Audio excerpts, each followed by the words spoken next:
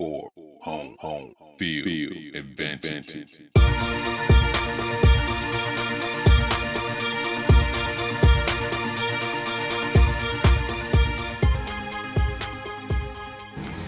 Hello, my name is Marlon Copeland and I am 1/4 of 4 home field advantage.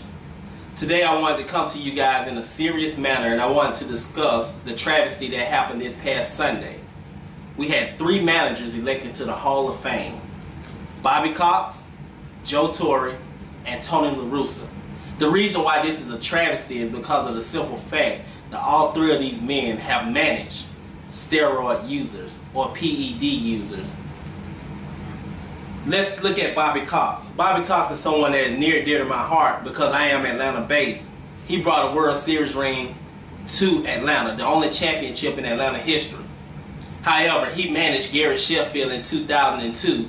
Gary Sheffield admittedly said that he took steroids without knowing. He took steroids from Balco. He used the cream and the clear.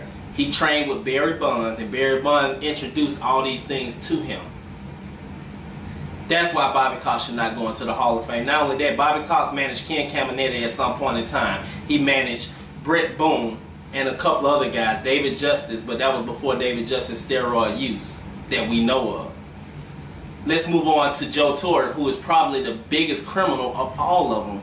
I know that Joe Torre is beloved by many because of the things he did in New York and his story, how he handled 9/11 and things of that nature. However, he managed 7 steroid or PED users or people that was implicated in PED use. Some of the names are like David Justice, Roger Clemens, Chuck Knobloch, and the list goes on.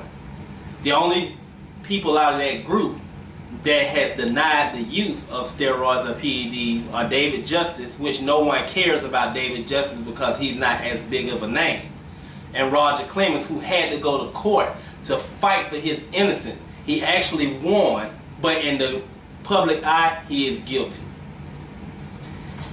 Last but not least is Tony LaRussa.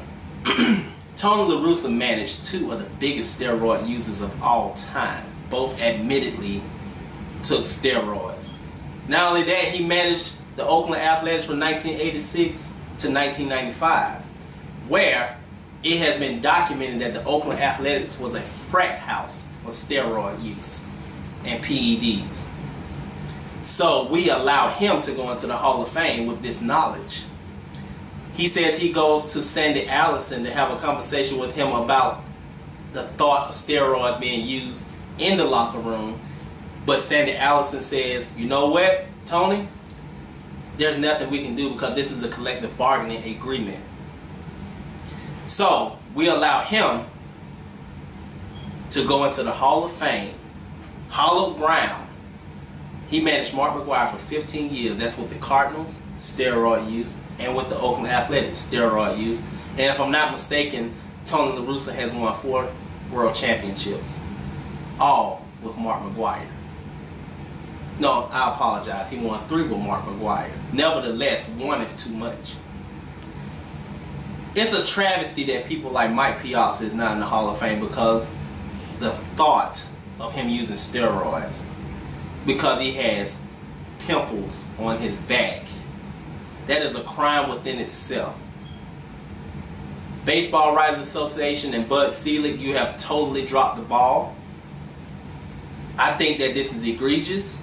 I think that Bud Selig needs to move on. I know that he's gone next year, but his legacy should be tainted just as much as the players because he allowed a lot of this.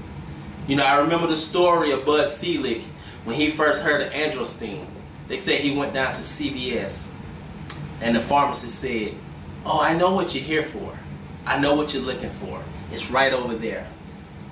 Excuse my French, but how in the hell a commissioner of athletes, you don't know what androstenedione is when I was only 14 years old probably at the time and I took androstenedione.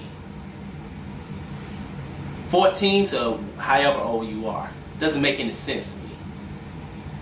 I just think this is totally ridiculous. We need to put these guys in the Hall of Fame. Put an asterisk by their name. However, Mark McGwire is not a Hall of Famer, regardless of how many home runs he hit. There's more dimensions to this game of baseball than just home runs. Barry Bonds is a Hall of Famer. Mike Piazza is a Hall of Famer. Jose Canseco, I would put him in along with Rafael Palmeiro over Mark McGwire. I would even put Juan Gonzalez in over Mark McGwire. I'm almost tempted to put Miguel Tejada in over Mark McGwire. And you know what? You may look at this video and think it's comical that I said that. I don't. The game is about dimensions. Mark McGwire is a home run hitter, single, strikeout. And he was a below average fielder. This is a game that I'm passionate about. This is a game that I know. Tell me I'm wrong. If you have a comment, please put your comment down below. Click the subscribe button. Follow for home field advantage. Thank you and have a nice night.